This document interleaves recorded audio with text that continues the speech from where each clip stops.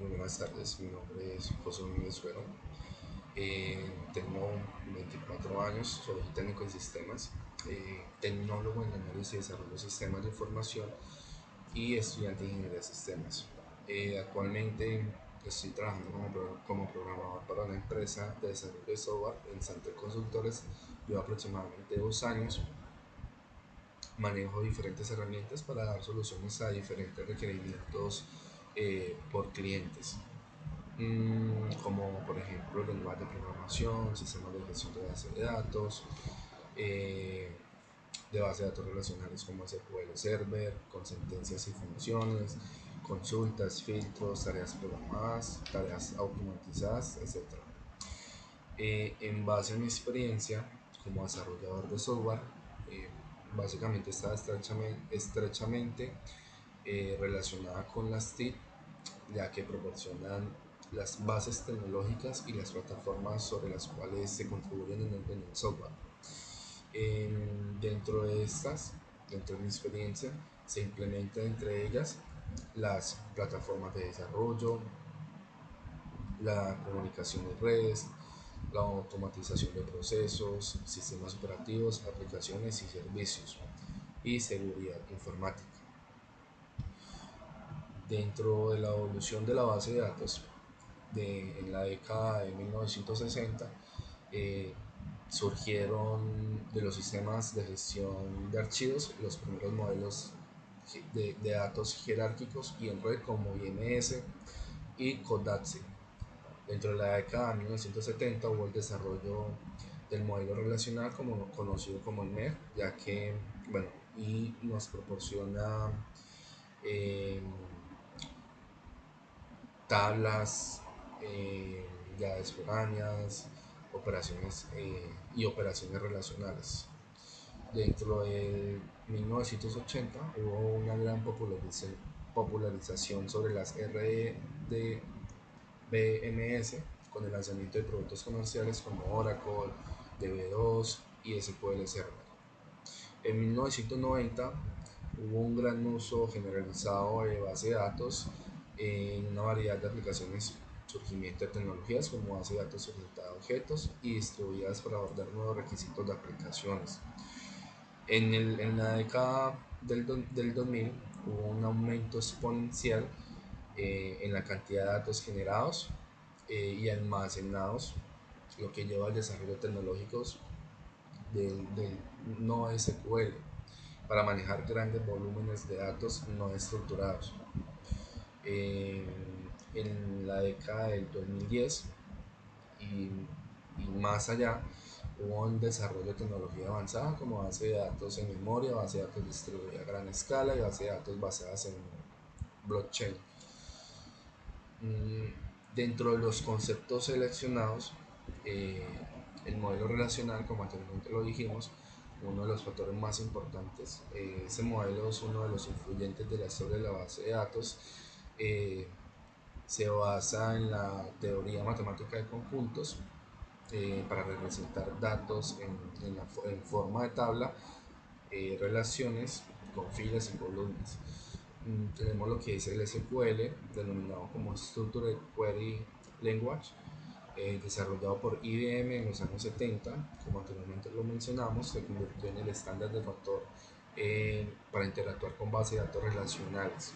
Tenemos lo que es el sistema de gestión de base de datos, SGBD, que a lo largo de los años han surgido diversos sistemas de gestión de base de datos, como lo que es Oracle, MySQL, PostgreSQL, Microsoft SQL. Tenemos lo que es la normalización, que lo que hace es el proceso de organizar los datos en una base de datos de manera eficiente para reducir la redundancia y mejorar la integridad de datos. Tenemos lo que es las bases de datos no relacionales como NoSQL, que a medida de las demandas de escalabilidad y flexibilidad aumentaron, surgieron las bases de datos NoSQL. El Big Data, con el crecimiento explosivo de datos en la era digital, el término Big Data se popularizó para describir conjuntos de datos extremadamente grandes y complejos que requieren tecnologías especiales para su almacenamiento y procesamiento y análisis. Tenemos acá dentro de las tendencias están las bases de datos no SQL, que realmente continuarán creciendo en popularidad y utilización, especialmente en aplicaciones que requieren escalabilidad horizontal y flexible. Tenemos lo que es la Big Data, como lo mencionamos.